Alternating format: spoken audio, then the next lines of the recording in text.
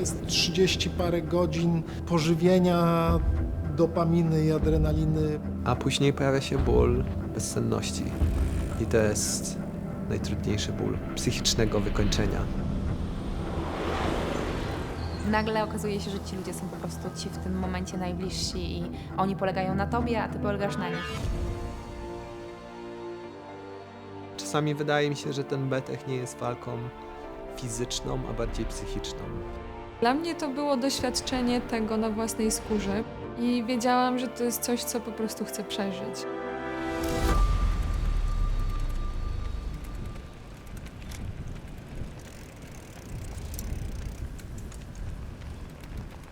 Nagrywasz?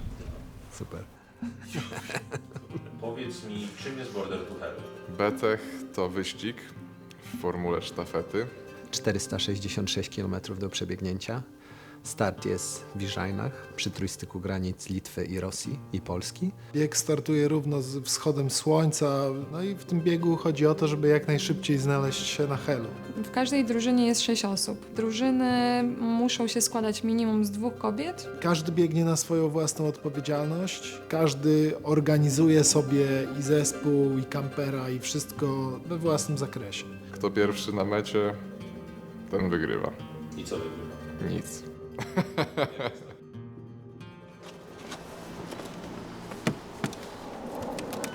Wiecie? Myśmy go mieli rok temu na BTH. Tu możemy na szybie BTH, a ja ci wykleję. Runners. Bardzo mi się też te przygotowania podobały, jakby każdy o tym myślał poważnie i się przygotowywał. Wiedzieliśmy, że będziemy rywalizowali mocno, bo mamy mocny team, będziemy biegli szybko i może coś tam zdziałamy, jeśli chodzi o miejsca, nie? Death Runners. Spoko. N zrobiłem w drugą stronę, ty. A może być, no. Czy zmienić? Tak naprawdę tu możemy poustawiać picia, wody, zgrzewki z kolą. Tu jest takie ciśnienie, że dwójka to tak ciężko będzie wyczyścić. Będzie dracha i będzie klepało. Napędzaliśmy się, że okej, Tak. będziemy się ścigali. No dobrze. Ready.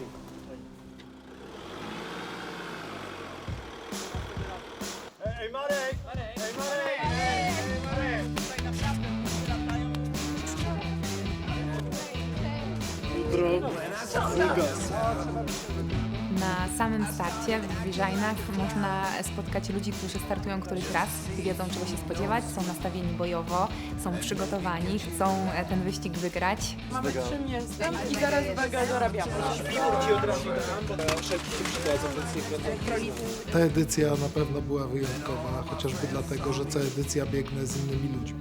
Co edycja mam inny bagaż już biegowo-życiowy, więc co innego doświadczam.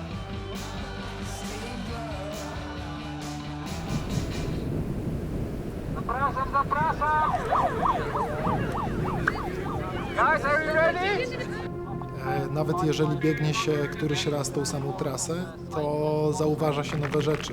Dla mnie to jakby kluczowa rzecz w tym biegu to był experience doświadczenia tego z teamem, ale też zobaczenia, czy jestem w stanie to zrobić.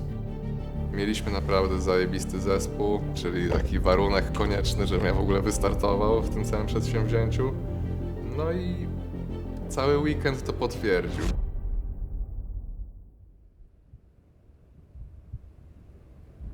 Ja miałem w ogóle mega poranek, bo ja poszedłem spać i wziąłem pigułki nasenne. Biorę mocne piguły i idę i mnie wycina. No i rzeczywiście wycięło mnie, ale jak Karol mnie obudził o tej 3:00 nad ranem, czy po 3:00, to ja byłem naćpany jeszcze tą pigułą. Ja nie wiedziałem co się dzieje. Jeszcze do tego ten śpiew tych kobiet na starcie, centralnie balansowałem między rzeczywistością, a byciem jak po jakichś 3 czy 4 piwach. Przy tym był pijany. Wyjście na start było takie dla mnie chaotyczne strasznie, że nie do końca pamiętam co się działo.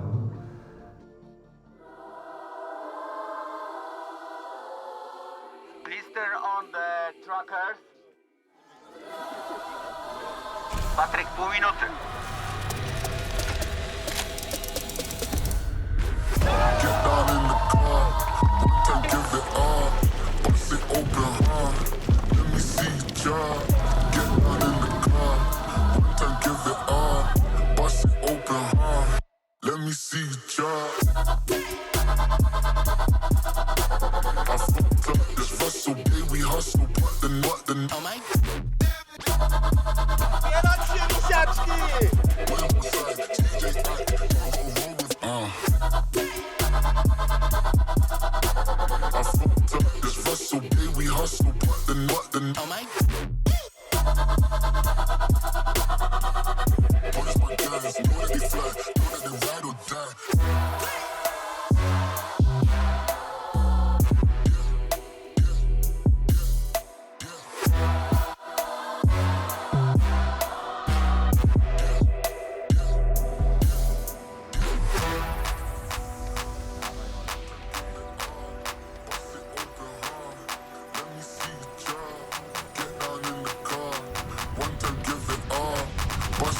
open, huh?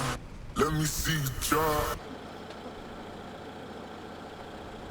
Marek, pierwszy biegniesz? Nie, niekoniecznie. Ja pobiegnę też. Ja mogę pierwsza, bo lecę i będę miała z głowy, no. Tak, super. Max tak poleciał szybko z Jennisem?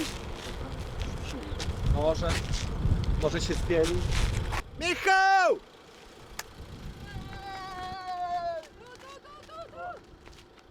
O Jezu! Border to Hell się biegnie najlepiej poniżej 4 minut na kilometr. To tak wygrywające teamy biegną. To jest zupełnie inna forma biegania niż takie typowe długodystansowe biegi. Robimy swój interwalik, odpoczywamy i tak do skutku, aż znajdziemy się te 500 czy ile kilometrów dalej na mecie. Border to Hell najlepiej jest przebiec szybko, żeby jak najmniej cierpieć.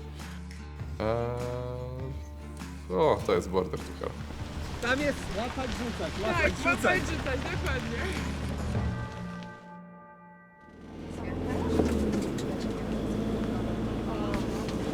Trzeba będzie też trochę te nasze grupki przegrupować.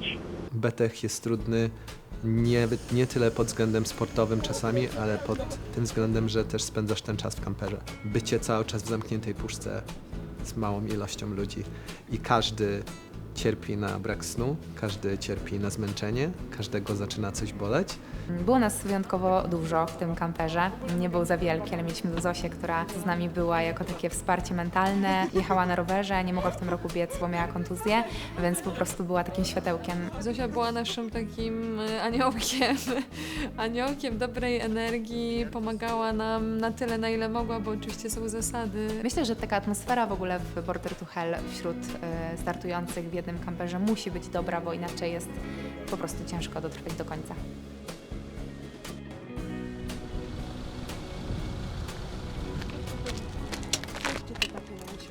No i oni mają prawie 2 km przewagi. 3:30, 17:04.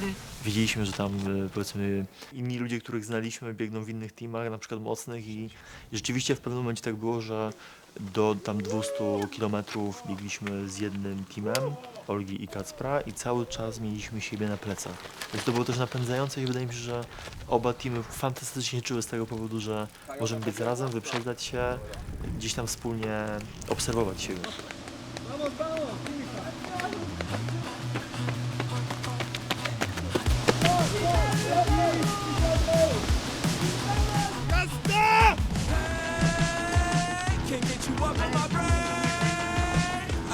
Ale fajne jest to, że gonisz kogoś, że jednak jest tam ktoś przed tobą i próbujesz go dogonić i chcesz go wyprzedzić.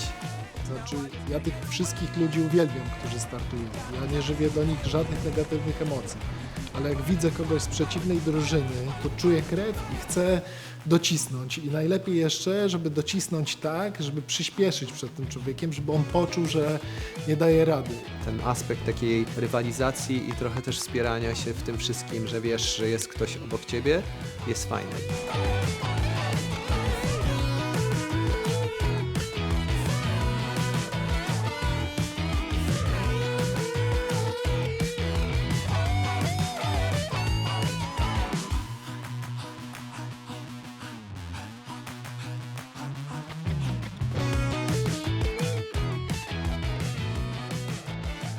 Crazy, huh? Yeah, man. You I'm like feeling it? good now. Yeah.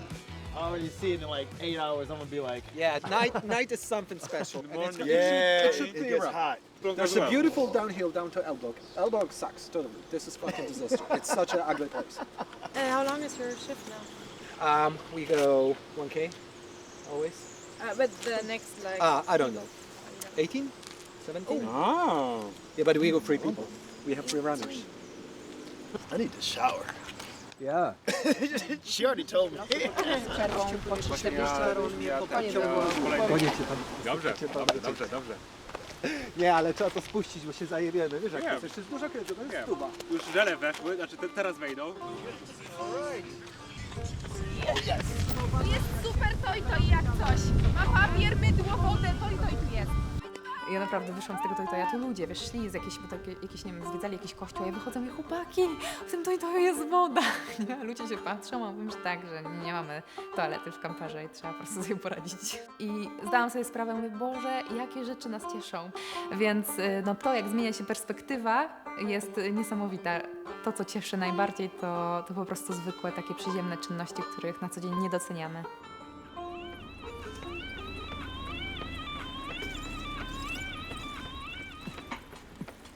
Dojebany las, co? Ty, ale ten Betek, Paweł, miejscówki kozak. Piękne są też te wszystkie tereny, którymi się leci w środku trasy. Właśnie taka polska Toskania. Pola z rosnącym zbożem, taka jeszcze niska kukurydza, to wszystko jest niesamowicie ładne, co się tam widzi po drodze. I te pola się tak toczą, i te drzewa, i ta zieleń jest jeszcze taka soczysta po początku lata, i do tego ten wiatr, który kładzie te drzewa i te wszystkie pola, tak ładnie się malują, więc naprawdę jest poetycko i malarsko, więc tak rozklejkowo. No. Piękne kadry. Mam tak, że żałuję trochę, że nie mam aparatu i że nie mogę robić zdjęć i że biegnę, albo myślę o tym, dlaczego tu nie ma fotografa albo filmowca, bo są po prostu takie piękne te tereny. Biegliśmy przez pola, trochę mi to przypominało scenę jak z Gladiatora. Właśnie była taka wąska ścieżka pomiędzy trawami, te trawy były takie wysokie, się biegło tylko między nimi. Marek tak wyciągnął ręce i tak dotykał tych traw. I tak mi się to od razu po prostu skleiło z Gladiatorem. Nie wiem, no może dziwnie to zabrzmi. Nie miałam na pewno pustki w głowie. Bardziej po prostu myślałam o tym, co się dzieje tu i teraz, albo w najbliższej przyszłości, czyli właśnie, nie wiem, że chcę już wrócić, albo kurczę, mieli już zaraz być za rogiem, nie? A jakby jeszcze ich nie ma, albo że ojej, jak jest ciemno, albo kurczę, jak pięknie. Ale zdałam sobie sprawę z tego w pewnym momencie, że już przebiegłam maraton. Jakby nie biegłam go jeszcze w swoim życiu, już mam maraton.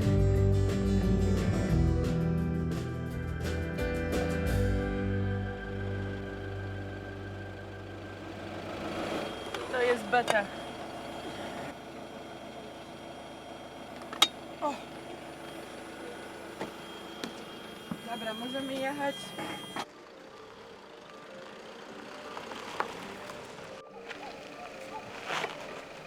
O! Halleluja! Dobra. Dzwonię ją, bo ona nie wie jak lecieć. Dobra. Problemy zaczęły się w czwartek wieczorem. Zawsze wtedy jest taki największy kryzys, bo tak naprawdę biegniemy już od wschodu słońca, już jesteśmy zmęczeni, a wiemy, że cała noc jest przed nami i że jeszcze naprawdę do tej mety jest daleko. Że to jest niemożliwe. Bo ja jak widzę zegarki, ja nie wiem jak dodać kilometr już. Już nie zastanawiam się, ile to było. Jest noc, jest zimno, to się nie kończy. Te kilometry generalnie niby lecą, ale to jest nadal bardzo długa droga przed tobą. I każdy cierpi na brak snu, każdy cierpi na zmęczenie, każdego zaczyna coś boleć i frustracja się pojawia i każdy wpada w jakieś takie swoje różne światy.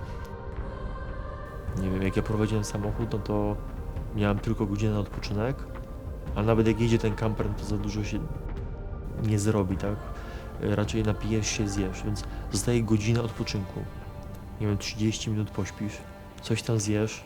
Drugie życie, trzecie życie. O, dobra, jadę, siadam za kółko i jadę dalej. Ale myślisz, że odpoczniesz. A przez 1,5 godziny nie da się odpocząć, niestety.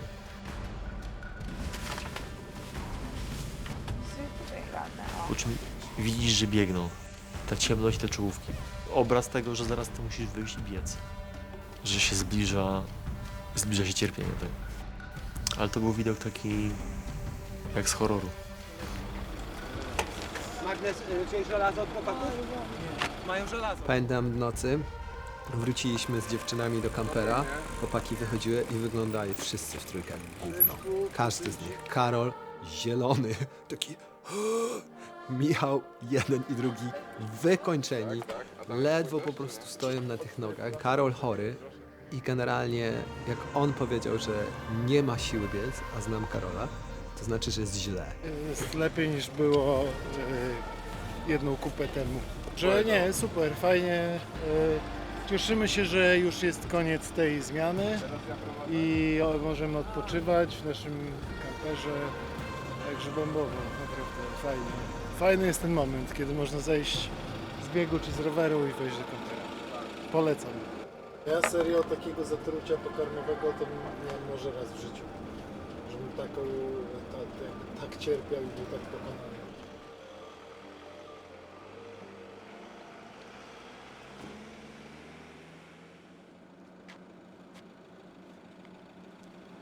Ja pamiętam, że przetrwałam tę noc, bo miałam chyba 3 zmiany takie i wiedziałam, że są tylko 3. A teraz jak sobie pomyślę, że będziemy robić w drugą, to jest nie. Patrz jak kurwa wyglądamy, jak będziemy śmieci zbierać dzisiaj w nocy. Budowlańcy jacyś jadą na szychtę, kurde, zbierać śmieci i czekają aż śmieciarka ich odbierze. O Jezu, jaki... Małymi kroczkami powoli do przodu. Tylko kilometr. Rower, tylko kilometr.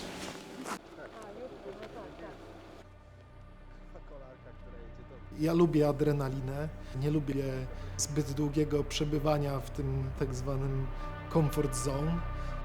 Miałem taki kryzys, byliśmy zmęczeni i to było już nad ranem i Marek nam powiedział, że kamper stoi powiedzmy za 5 kilometrów, więc biegliśmy z myślą o tym, że ten kamper stoi za 5 kilometrów. W międzyczasie Marek nam powiedział, że jednak za 7 kilometrów, więc biegniemy już sfrustrowani, że musimy biec dalej, a później nagle się okazuje, jak dobiegając na to miejsce, że tego kampera nie ma i że Marek się pomylił i ten kamper stoi jeszcze dalej, o kolejne 2 kilometry. A w tamtym momencie, jak masz w nogach 60 kilometrów, no to już każdy kolejny kilometr to waży bardzo dużo. To była koszmarna zmiana, bo rzeczywiście to był długi dystans, jaki mieliśmy do przebiegnięcia pierwotnie. Naprawdę już przebiegliśmy sporo kilometrów, więc ja absolutnie walczyłem o życie z moją nogą. I jak tak biegliśmy, to już się wściekaliśmy, że kurde, jak to się dzieje, że my jesteśmy w stanie dobiec, czy tam dojechać kamperem w punkt, a oni, czyli reszta ekipy, która była w kamperze, nie jest w stanie gdzieś tam dojechać, tylko jedzie jeszcze dalej i czy nie robią tego specjalnie już, żeby po prostu mniej biec, a żebyśmy my więcej wzięli na siebie, a oni że będą dłużej wypoczywać. Błagałem wszechświat, żeby ta noga tylko w takim stanie była, a nie w gorszym. Myśl o tym, że mam do zrobienia 3 zmiany była przerażająca. Ja byłem wyczerpany. Kurde, dlaczego oni zaznaczyli nam tak daleko?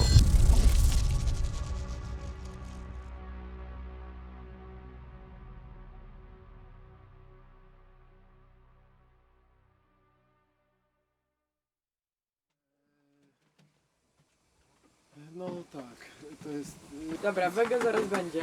Ja mam tu żar na surowo. Tak, serio, kurwa. O kurde, ale to jest kary mięsne, popatrz. To jest mięso, nie? Czy to jest wege mięso? Nie wiem, daj mi. Nie wiem, co się stało, kurwa. Nie spodziewałem się tego. Kurwa, jak już ciężko Jezu, to było. ja myślałem wtedy, że ja zemdleję, dosłownie. Ale no... Bo już mi się tak we łbie kotłowało, w brzuchu mi się... Jak biegłem, to tak jakbyś z baniaka 5-litrowego pół wody wylał. I w Waga? środku... O, dobrze. A to w jelitach to wszystko. I czuję, że po prostu, wiesz, nawet... No nic z tym nie zrobisz, no. Nie dałoby nic. Nic by nie dało. Dobra. 3 minuty i będzie. Dobrze, że wrócili do żywych, bo kurwa nie wiem co było. Może by było lepiej, byśmy pojechali do szpitala jakiegoś, nie biegli tego. Ja się w pewnym momencie tak pociłem i to tak, wiesz, tak... Kwaśno. Nie wiem, no po prostu chorobą. Czy ktoś chce herbatę? Jest, please, rumianek. Tak, rumianki, cwaj, bite... Super, już mam robię. Ja też może być bez normy. Dobra. Ja mogę nawet w kubku po owsianku. Ja muszę zjeść, po prostu muszę. Się muszę. Hop. Jeden rumianek będzie smakował kawą. Zapraszam. Dziękujemy. Są herbatki. Dziękuję. Żeby nie było... Pierwszy zespół, czekaj. słuchajcie, jest w Gdańsku. Tak, to Kuba w ogóle, słuchajcie, oni tak polecieli. Ja muszę się położyć. Tak jest. O, No kurwa, po prostu rozjedało mnie to. Jest, biegnie Dla mnie chyba taką kluczową godziną jest jak zaczyna wschodzić słońce, to jest ten rejon 4 godziny. Ten odcinek przypada na drogę z Elbląga do Trójmiasta i ta droga jest po prostu nudna i mi się nie podoba. Jest wzdłuż dwupasmówki, ja jej nie lubię. Jest kurwa po prostu nudna. To się po prostu źle biegnie. Ja też zawsze odliczałam sobie ilość tych swoich kilometrówek, czyli na przykład jak wychodziłam na zmianę 18-kilometrową, wiedziałam, że 6 tych kilometrów będzie moich, więc wiedziałam, że już jest pierwsza zmiana, mówię, dobra, druga, jeszcze trzecia, czwarta, piąta, szósta. Więc zmęczenie wchodzi, zwłaszcza jak się skumuluje ilość tych kilometrów. No i też kwas mlekowy po prostu zalewający mięśnie, które przez to stają się być już takie twarde i ciężkie do ruszenia, a trzeba wychodzić i zaraz znowu biec. I fajnie było, gdyby były świeże. Mam dokładnie napisane wiadomości do moich najbliższych, że nigdy więcej, że jak kiedyś jeszcze wpadnę na ten genialny pomysł, żeby wziąć udział w tym wyścigu, to proszę, zabierzcie mnie stamtąd, nie pozwólcie mi po prostu wziąć udziału w Border to Hell. I te wiadomości są, ja dokładnie pamiętam moment, w którym je pisałam i naprawdę byłam wtedy zmęczona. Pamiętam, że telepałem się z zimna na tym rowerze i nie mogłem się ogarnąć. W sensie wiedziałem, że jak zejdę z tego roweru i pobiegnę, to coś tam zaskoczy. Ale te powiedzmy 12 minut na tym rowerze to był najgorszy moment na całym BTH-u.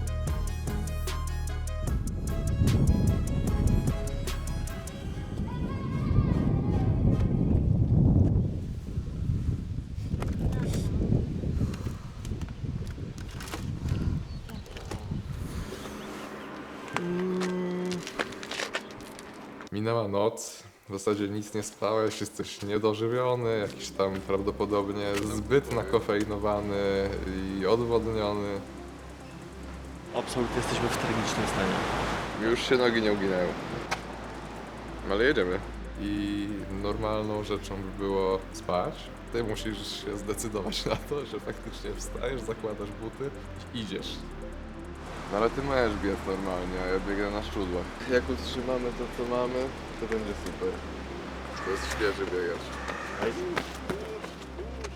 To jest to najgorsze uczucie, że ciebie nikt nie wyrzuca z tego kampera, albo nie gonią cię jakieś, nie wiem, lwy, gdzie po prostu masz naturalną reakcję organizmu, żeby uciekać i biec. Po prostu musisz podjąć tę decyzję, że ty wstajesz i biegniesz, chociaż to jest ostatnia rzecz, jaką powinieneś po prostu w tym momencie zrobić. To jest fajne, że to jest taka walka z własną głową, że mental twój musi więcej wytrwać niż nawet nogi. Że nogi cię poniosą. Jak już pójdziesz i wyjdziesz, już zaczniesz biec, to potem to ciało rusza i leci, ale głowa głowa za dużo myśli, nie może za dużo łeb myśleć, głowa musi być czysta cały czas.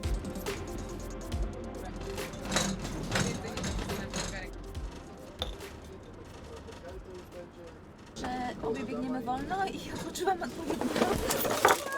Nie, moje ciało. Jak wyjdę teraz, ja zemdleję. I A może wy chcecie zrobić drugą zmianę, trochę krótszą? ja po prostu potrzebuję chociaż chwili, żeby mi się to ułożyło jakkolwiek i przyjęło. Bo ja potrzebuję do toalety na Bo przykład. inaczej boję się, że mnie wytnie to w ogóle, a nie tylko, wiecie, na chwilę.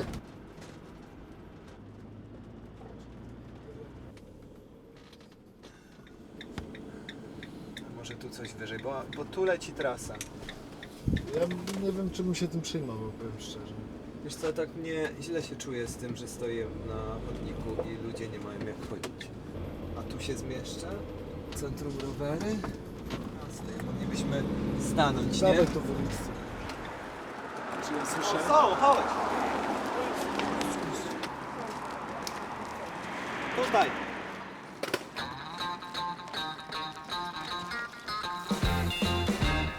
Jak się dobiega z Gdańska do Sopotu i biegniesz przez Sopot, przez ten deptak wzdłuż Bałtyku, to już wtedy cię wszystko puszcza.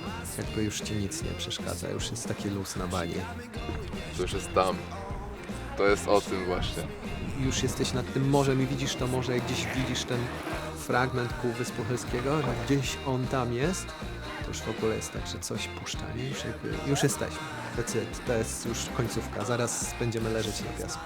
Już jesteśmy na Helu, to tylko 35 km i tak naprawdę wtedy odżywamy. I to jest taki super moment i to jest dla mnie najbardziej pozytywny jakby element. Więc zdecydowanie Półwysep to jest dla mnie po prostu taki czysty endorphin rush, gdzie ja nie o niczym nie myślę, tylko po prostu leci mi się samo. W tym oczywiście były jakieś rozmowy i dywagacje, którzy moglibyśmy być. Nie było to dla mnie najważniejsze, którzy będziemy. Ważne było, żeby to dokończyć i żeby dokończyć bez kontuzji, tylko po prostu z radością. Tak bym określił, że 3. miejsce i 6. miejsce to było cały czas w naszym zasięgu. Jeżeli możesz być 6. albo możesz być 3., to wolisz być 3. 76, 200. Średnie tempo 3,59. Cool. Gdyby nie ten wiatr, byłoby jeszcze lepiej. Wasze zdrowie. I to jest fajne, bo wiesz, że skończysz ten bieg o w miarę przyzwoitej porze i będziesz mógł jeszcze poleżeć na plaży, odpocząć, wziąć prysznic. To tempo w pewnym momencie przestało mieć dla nas jakiekolwiek znaczenie, tylko po prostu sam fakt, że to ciało nie chciało współgrać tak, jak ja bym chciała, żeby grało. Leciałaś. Co, ruszamy, jedziemy. Chcieliśmy to przebiec na tyle szybko, ale na tyle luźno, żeby czerpać z tego frajdę. Tak działa właśnie Półwysep. Tak. Najlepiej żeby cały biec.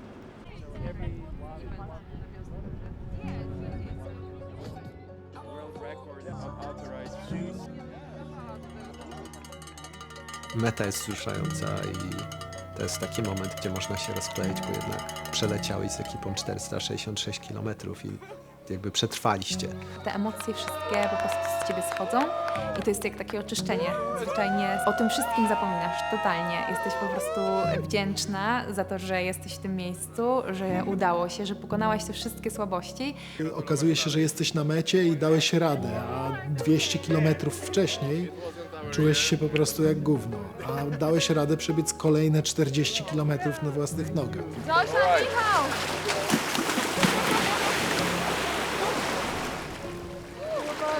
To też jest fajne, że tam nie ma medali, nie ma fanfarów, nie ma petard, nie ma jakby to jest takie wewnętrzne przeżycie sukcesu, które dotyczy bardzo małego grona i małej ilości ludzi, więc to jest na pewno fajne, wzruszające.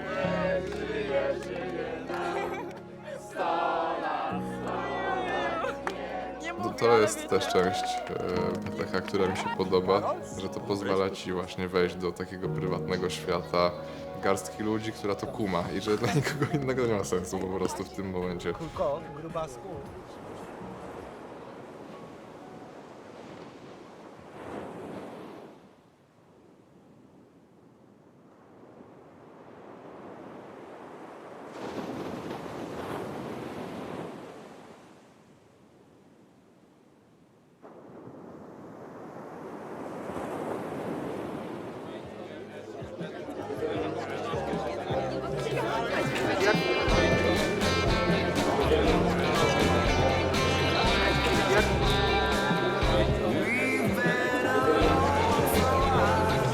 Ten beta też mi się podobał jako sama idea takiej przygody czy podróżowania, tak? Dużo jeździłem stopem po świecie, bardzo dużo po górach chodziłem. Szukałem takich dziwnych przygód trochę. Więc ten betek po wielu latach powrócił jako taka przygoda, takie coś wow. Coś, co kiedyś robiłem, a po prostu przestałem, nie wiem dlaczego. Nie? Na samym wyścigu okazuje się, że jest to po prostu coś, to nie można tego porównać do niczego innego, dopóki się tego po prostu nie przeżyje. Fajnie jest robić takie rzeczy, które są trudne, ekstremalne, długie, męczące z ludźmi, na których możesz polegać i oni będą mogli polegać na tobie. Było mega śmiesznie, ale też nikogo nie krępowała chwila ciszy czy jakaś autonomia jednostki. Ja po prostu uważam, że mieliśmy naprawdę świetny team, a dla mnie team to jest podstawa. Myślę, że cały ten bieg był jakiegoś rodzaju magiczną przygodą, która się fajnie kończy.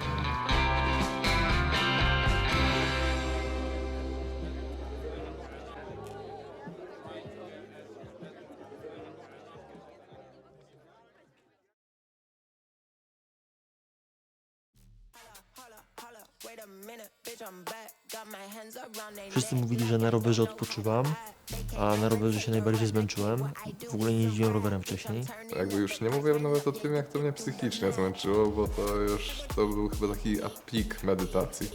biegnę za rok. No nie, no to jest tak chora rzecz, że chcę się zrobić po raz kolejny. Brak tego snu powodował, że ja chciałem zrezygnować z 3 razy co najmniej. Ja się w tym czuję jak ryba w wodzie. Znaczy dla mnie to jest niebo, bo po prostu lubię sobie sprawiać krzywdę. Ty chcesz już spokoju totalnego, nie? Jakby odstresować się, a potem najfajniejsze jest to, że to tak mija, tak nagle, nie? Wiesz? To jest beta. I just apply the pressure, ayy, ayy. And you know I ate, I send it out to orbit-space. I ain't no average, when they see me, they go manic. When they see me on the move, that is when they start to panic. Head to toe, I got that magic, I'm confident and I'm, yeah, let's get it.